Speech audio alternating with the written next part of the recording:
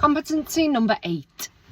Was any verbal or physical intervention by the trainer timely and appropriate? So this is the second time now we've heard any reference to time, and the third time that we've heard a reference to being appropriate.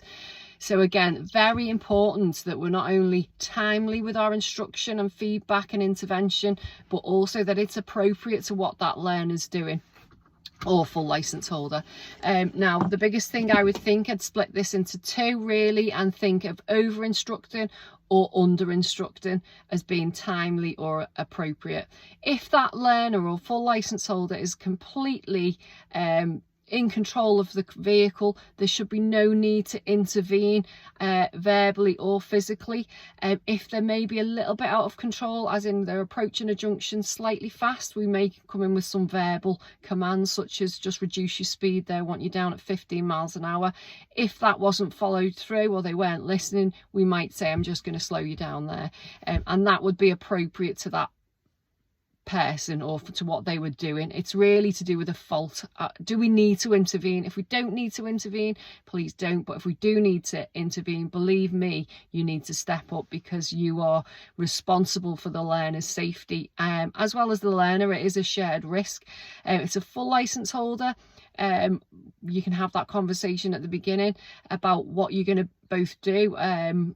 They should have full responsibility. They're a full license holder at the end of the day. However, it doesn't mean you don't do anything. So if something was going out of control and we allow that person to struggle or do something that's completely unsafe, it's our job to step up and step in. And this is where I think role play comes in useful as a training tool, that we can safely get that trainee or PDI into what they will feel is an unsafe learning environment. Your trainer will know it's safe, but it'll be very typical of what a learner could do, knowing full well that we're not going to do it and waiting for them. It's almost like a dress rehearsal really of what can happen. But yeah, it's over instructing or under instructing.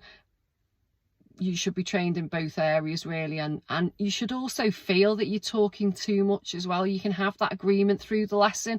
If you watch the other videos, you'll see how I would guide people to structure a lesson, and throughout the lesson, if you're stepping back, you can have that conversation of what responsibility that they're happy to take. If it's a full license holder, we might say, I want you to step up and start talking me through what we've just been doing, or can I step up and can I just prompt you on the speed and the speed changes, or can I give you some guidance on when to start braking if we're introducing eco driving. There's, like we say, there's a lot of things you can do with a lesson. With a learner, we'd be splitting the responsibility and knowing on what part of their learning journey they're on, whether you need to have more responsibility for prompting and they have less. We never give the pupil options we're not happy with, and that's really, really important. Be honest.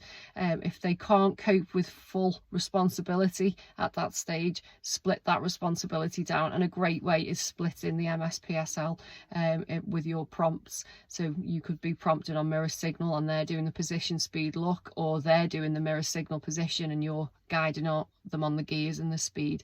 Whatever it is, you've had that conversation, but if you've agreed that, then you should be sticking to that. We don't under instruct and allow someone to flounder or over instruct and become annoying. It becomes quite annoying when someone's over instructing.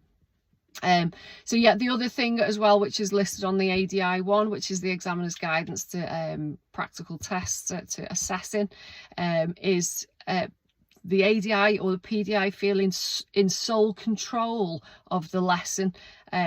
That's not what it's about. It's about shit. We know there's a slightly elevated risk when we go out on a lesson. That should have already been discussed, but we need to keep confirming throughout the lesson who's happy doing what, based on what is happening at the time and how much that learner can cope with. But this is why structured teaching is really important, and you should know whereabout they're up to on your syllabus or checklist or whatever it is you're working on. Hope this helps.